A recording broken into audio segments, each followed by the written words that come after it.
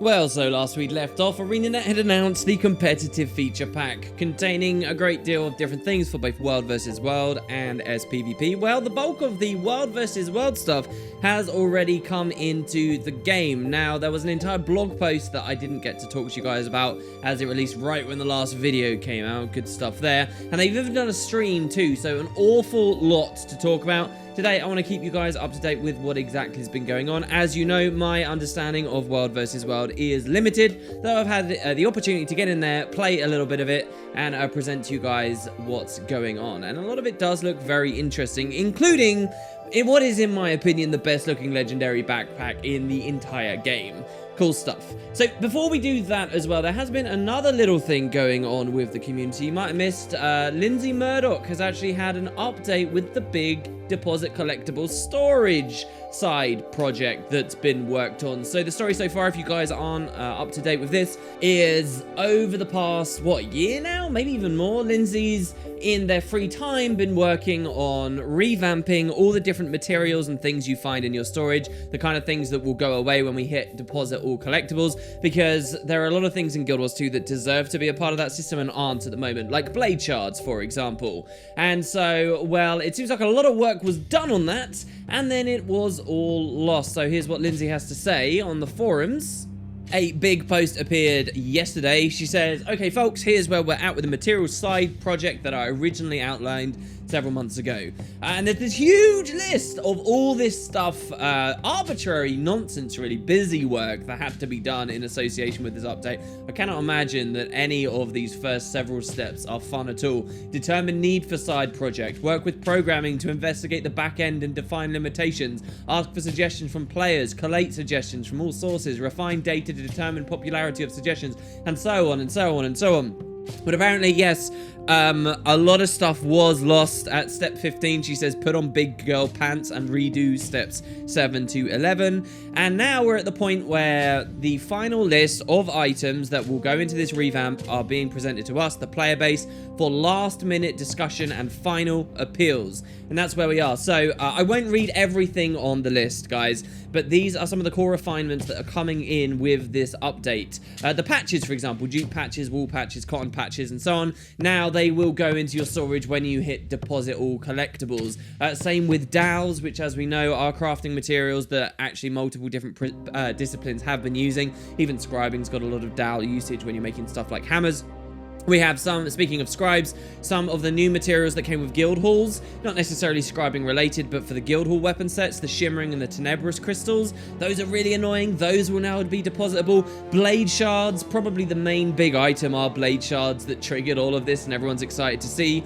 But then Lindsay's gone even further. Check this out, rare crafting materials, tons of stuff in legendary crafting, like eldritch scrolls or bloodstone shards, bricks of clay from the dry top update, fossilized insects from the dry top update, reclaimed metal plates from Verdant Brink, and more and more and more. It's pretty brilliant, guys. So Lindsay does leave this immense post off. You can find a link in the description if you want to check out every single one, by saying, look, you can give a bit of feedback. If there's something that you really think desperately should be deposited as a collectible but isn't on the list, you can try to appeal to me, but if anything, I'm trying to cut it down. And it does seem huge. There are going to be 3 new categories in everyone's storage after this goes through. I'm quite looking forward to it. It's almost an arbitrary thing, but I mean, it's one of those little nuisances, one of those little annoyings. And over time, I am beginning to realize that Inventory Wars 2 is not particularly fun. Now, one thing you guys might be thinking about are major and minor runes and sigils, and think that those should be depositable. And while I can understand the desire to collect just a couple of each, I don't think they quite fit the system, and Lindsay has flat out said no, those won't be a part of it. I know that there definitely is a problem with inventory management with those items, but maybe something like being allowed to sell them as junk, or actually changing them so they're interesting loot, the preferred method, is probably the appropriate answer than putting them into depositable. But yeah, that's one of the side things, not really got to do with the competitive pack, but it is a pretty big thing that's going on, and I think very cool to actually see a lot of progress has been made. So yeah, let's talk about World versus World, and really it is going to be mostly World versus World that I'm talking about today. The automated tournaments, the PvP lobby revamp, the 2v2 stuff, that hasn't actually gone in for the PvP side of things yet, but World versus World did have a big change. I've played a reasonable amount of it, I've watched their stream, I've seen their blog post that they released about how this stuff's supposed to work, and I think the best way I can describe this to all of you guys is fundamentally, if you recall, in PvP, they added reward tracks, and then they added the whole queuing, and they added pips, and eventually they decided, right, pips are basically just a reward system, so we're going to treat them purely as that. So in PvP, for a while now, you've been able to play PvP matches and get reward track progress and pip progress, right? Well, World vs. World has had reward tracks for a while, and this patch essentially has added pips. And pips get you a huge number of different things. But yeah, so that's basically the idea. Now, one of my criticisms when they changed pips like this for PvP to just be a pure reward thing is a criticism I'll give to World vs. World 2. I think that for both of these areas of the game, PvP and World vs. World now, the reward systems are really bloated and they're not very evident at face value, and I think that that is a bit of a problem for the game. I think that it takes new players a bit too long to sort of decipher all the systems that are going on and conflicting. I don't think any developer would ever release a game with such weird reward systems all intermingling and fighting with one another as we now see with PvP and World vs. World. It's not particularly streamlined. It does feel very clunky, but the end result is, particularly for veteran players who can digest it easier and understand things, I actually think that this has been a very positive step for World vs. World. The extra rewards that have now come in have baited, bribed, or whatever word you want to use, got a lot more people into World vs. World. Queue times have gone up massively, and this has caused some interesting discussion. On the one hand, that's good, right? The whole point of doing a reward update, remember, this update was never seeking to fundamentally change World vs. World, which may have its own problems, but that's not really the point of this update. This update is purely about rewards, is purely about carrots on sticks, and it seems that the carrots they put in the game have been good because lots of people have come over. And so on that hand, I think World vs. Worlders should be happy. They should be happy that finally, at some point in the Heart of Thorns era, their game type has had, you know, this huge boost in popularity and a lot of other people coming. Of course, though, World vs. World is limited in terms of the number of people that can actually be playing it. There is such a thing as queuing for World vs. World, and while on the one hand we can say this has been really good because lots of new people are coming in, there has been more than a little bit of saltiness, especially as established World vs. Worlders, and it's hard not to empathize with their positions, right? If you're an established World vs. Worlder, it's going to be pretty annoying waiting in a queue for an hour or 2 hours because of a bunch of PvEers who don't even understand your game type and have just zerged over for the rewards, not for the actual fun of it, and you can't raid with your guild, you can't do anything in your community because of all these other random people. So there is animosity. I would say, though, like, try to consider, if you are on that side of it with World vs. World, that having more people to play is ultimately a good thing. Rather this than World vs. World be something that is shriveling and dying and shrinking to the point where there's nothing to do and no interest and no competition. It is ultimately a good thing if new people are there. Hopefully we just see people spread out to more periods of time than just prime time and reset nights and, you know, specific times for specific skirmishes throughout the week, and this extra population spreads about healthily. But yeah, queues are a sucky thing that, unfortunately, as good as this World vs. World update's been, kind of has come back in full force, right? So the idea of pips themselves can also be a little bit criticized in our mechanism for getting them. So the way you get pips is very similar to how you gain progress on your reward track. So if you guys remember, in World vs. World, you are not specifically rewarded for holding towers or flipping objectives or anything like that. The devs don't do that, because although that seems at first glance to be very good, it can actually encourage really negative player behavior where they kind of win trade. So for example, why don't ArenaNet give us specific rewards for holding objectives for ages? Why don't we get more rewards out of personal rewards out of holding T3 towers instead of just letting them get flipped a lot?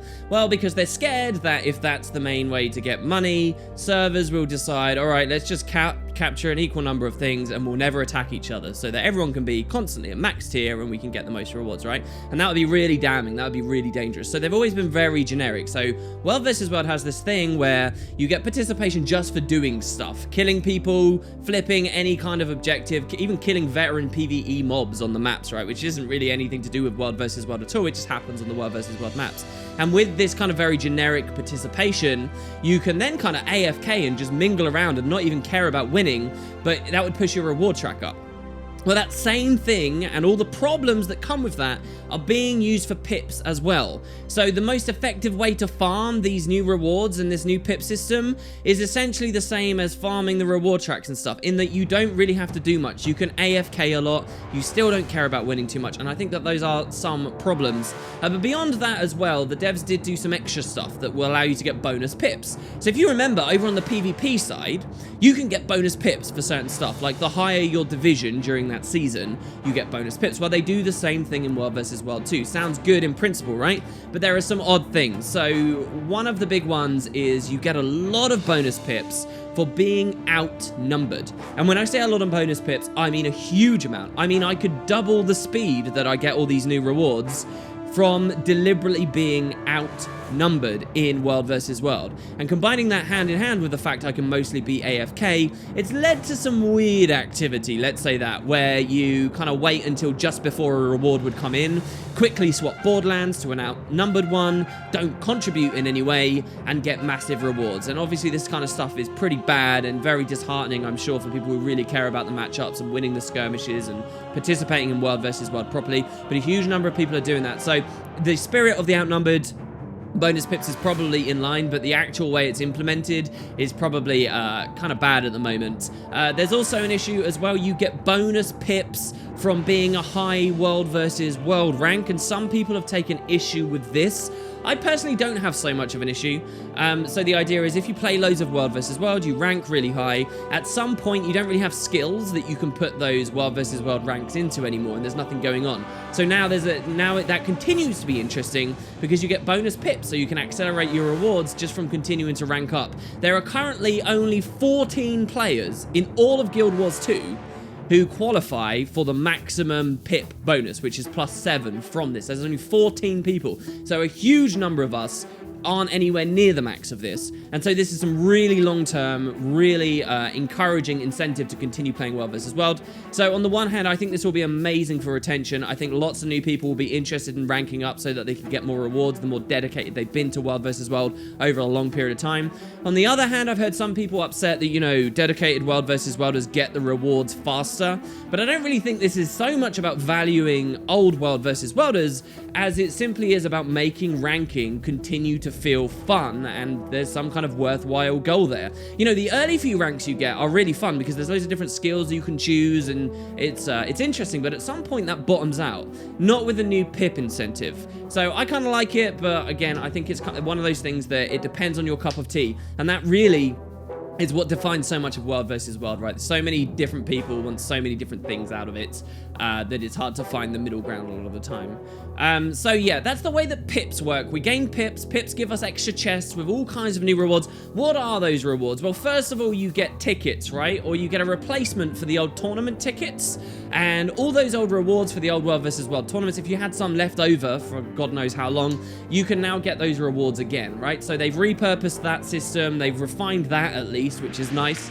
So all of those old rewards are back, and also you can get ascended weapons, ascended armor. These things are still generally easier to get elsewhere in the game, but at least World vs. World now has a reasonable outlet for getting it without ever leaving that game type, which is something that I know a lot of them have wanted. You get a gobbler for World vs. World currencies, all the standard stuff, obsidian shards and whatever minor things that probably it's not worth spending your tickets on. There are also, as you gain pips, new chests that give you a choice of badges of honor or other currencies. The most interesting thing here is that you can get siege straight out of these chests, which is good for new players who need siege really to feel like they can accomplish stuff in small groups and flip things on their own when it's maybe not peak hours and they can actually have things to do. But also, and this is really weird, they gave us tactics and improvements straight out of those chests. Now, I haven't played enough to know this just yet, but you guys will recall tactics and improvements. Before this update, as far as I'm aware, were purely from scribes in the guild halls, and it was a part of the guild's incentives to, you know, work together and interface with World vs. World. Now, I've heard that this essentially has made scribing now useless to World vs. Worlders, which I would actually be a bit upset about. I know that the whole scribing aspect and the monetary aspects of this stuff has been a real thorn in the side for a lot of guilds that play a lot of World vs. World since Heart of Thorns came out. But at the same time, basically deleting that aspect of the game, isn't that awful? Now, I don't say that they have, because I don't quite know the specifics. I'd love to hear from you guys in the comments where that balance is, because if now scribing is totally useless, that's an entire building nobody cares about in Guildhall progression anymore, an entire branch of scribing, and it just feels like a waste. So we'll see how that goes. The other big thing I would say, and that a lot of discussions come out of this, is the tickets themselves that you get from building lots of pips up. They come in very slow, and the price of a lot of items are quite high. So this new reward stuff in World vs. World, this is not a short-term little fire and forget thing. This is a long-term investment. If you're playing, if these rewards are the be-all and end-all for you, your only enjoyment in World vs. World revolves around these rewards, I think you're going to have a really awful time. You really need to view these new rewards as an added supplement for enjoyment to those who were playing World vs. World anyway and fundamentally enjoy what World vs. World is. Like, they've been very, very stingy with these rewards, and if you don't fundamentally enjoy being in that game type, I think you're going to be really upset with how slowly you get these tickets, because it takes a lot of time investment. Time will tell how much all these new people who have ran into World vs. World to check this stuff out, whether they stick about, whether, you know, these carrots on sticks have been good enough, and whether people will just zerg away in a week or two, which I hope doesn't happen. You know, some World vs. Worlders don't like the queues and they want everybody to leave again. But, you know, World vs. World should have a healthy population. Hopefully this is the start of it having one consistently for a long period of time. My biggest dismay is that a lot of these rewards haven't quite tackled the fundamental issue of people having server pride again and really caring about winning again and getting competitive about it, even from a casual standpoint, before they get into team speaks and so forth. Because I think that to me at least, is the main thing that has stifled my enjoyment of the game type. So, I've been very generic about the rewards. Let's talk about one of the coolest things, probably the coolest thing, is the new legendary backpack. So yeah, I just finished my Heart of Thorns review, and I regret that it ended when it did, because this is actually pretty huge to me. It was a real shame that during the Heart of Thorns era of Guild Wars 2, PvE had a legendary backpack, PvP had a legendary backpack, but World vs. World, the poor neglected kids, they didn't have one. Well, that situation has finally been resolved. I'm incredibly happy with that, and I'm even happier, even though I might not be able to get this backpack, it depends how much World vs. World I'll be playing, I'm even happier that this is the coolest backpack to me. This thing looks awesome. So the recent stream that ArenaNet did, they showed some different concepts, different ideas that they had for the backpack. This is what it ended up looking like. It's called Warbringer. This thing's badass, and you know what's even cooler about it? It's got a really, and I haven't seen it myself in game yet, but you can see an image of it here on the stream. It's got a really cool animation for gliding, and it's really awesome actually, and weird that this legendary backpack has the coolest like gliding component to it,